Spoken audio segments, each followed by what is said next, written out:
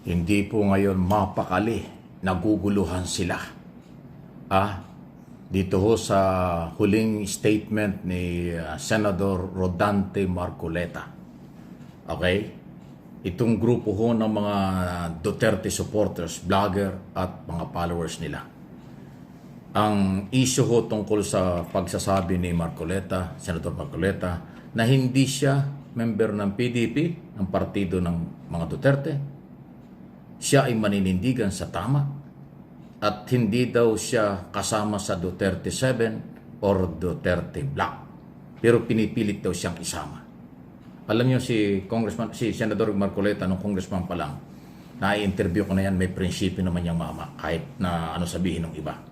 At ngayon po siya ay senador na ng Republika.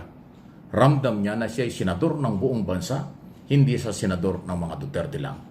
Hindi siya senador ng party list. Hindi siya congressman ng party list. Siya ay senador na. Kasi iba yung district congressman o yung party list congressman kung saan siya nanggaling. Limitado yung kanilang nasasakupan. Hindi katulad ngayon, siya ay senador ng Republika ng Pilipinas at ng mga Pilipino sa abroad. Kaya tama lang na siya ay manindigan sa tama. Pero dahil nga po sa ganyang statement ni Senator Marcoleta, yung mga DDS at yung mga vlogger nila, ay parang naghahanap na kaagad at sinisilip na si Marcoleta. Diyan kayo nagkamali. Nakalimutan nyo, abogado si Marcoleta. Alam niya ang rule of law. Alam niya kung ano ang tama. Okay? Kahit na may kapangyarihan ng Supreme Court, meron din kapangyarihan ng Senador, constitutional duty tungkol sa impeachment kung ano dapat gawin. At yung sinabi ni Marcoleta siya ay hindi kasama sa Duterte Black, Duterte 7, malinaw yun. Na ginamit lang yung kanyang pangalan ng grupo ni Bato de la Rosa, ni Aimee at iba pa, doon sa 7, hindi naman pala sila 7, 6 na siguro ang nangyari dyan. Ruben Padilla Group yan, di ba?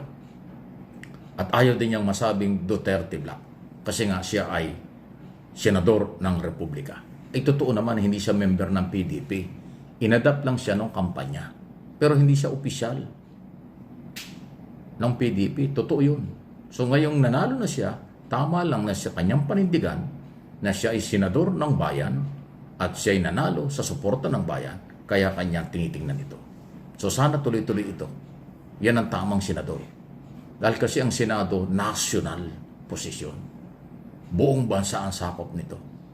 Hindi talaga tama na Duterte Black. Hindi talaga maganda Duterte Senador. Kasi taong bayan ang nagpapasweldo sa isang senador. Ang dapat gawin yan para sa majority.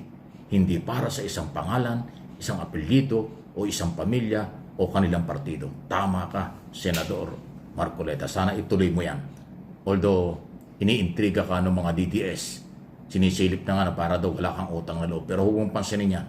Kung susunod ka sa prinsipyo ng batas na alam mo yan, abogado ka, at yung paninindigan mo na ikaw ay independent o ikaw ay isang senador ng bayan, napakaganda niyan. Babalik dahan-dahan yung tiwala ng taong bayang nawala o nasira nung ikaw ay nasa kongreso pa na ang dating ay maka-Duterte. Ngayong ikaw ay senador na tila nagbabago, palagay ko, mas okay yan, mas maganda yan. Good luck, senador. Okay? Susuportahan ka ng marami, babantayan ka namin, at kung ang iyong galaw at gagawin ay papapuro sa nakakarami tungkol sa rule of law na pinapairal, mas magiging positibo ang dating mo, Senador Rodante Marcoleta. Sir, thank you. Okay. Sunod na ating pag-usapan. Ito na naman, talagang hindi ho tinitigilan ni Malacanang Press Officer at Undersecretary Claire Castro ang napakadalas na bakasyon. Pagbibiyahe-biyahe ni Sara Duterte. Over bakasyon talaga, sobrang bakasyon . Mas matagal pang nasa abroad ang pangalawang pangulo kaysa sa nandito sa Pilipinas. Kaya yung puro bakasyon na ginagawa ay binabanata na ng Malacanang. Ano daw bang meron? Bakit lagi nagbabakasyon si Sara? Galing ng Australia, kung saan . Tapos bumalik ng The Hague, tapos napunta ng South Korea. Ngayon ang may plano, papunta naman ng Kuwait. So iniikot niya ang buong mundo. Para saan ba yun? Kung atin naman susubaybay na sinasabi, puro rally at paninira sa gobyerno. Ay trabaho ba ng Vice President? Umikot ng umikot sa buong mundo para sirain ang ating gobyerno? Di ba ang obligasyon ng pangalawang Pangulo ay suportahan, tulungan ang gobyerno? Pero hindi siya tumutulong. Ayaw talaga magtrabaho. Kaya tama lang yung reaksyon ni Claire Castro na tanungin, banatan, kung bakit puro travel, puro bakasyon, sa halip magtrabaho dahil siya ay Vice President pa rin ng bansa. Ayun. Okay. Sunod na pag-usapan pa rin natin, constitutional duty ng Congressman at Senado ang SONA. Aba, totoo yan. Ito isa pa. Galing na naman ito kay Congressman Marcoleta.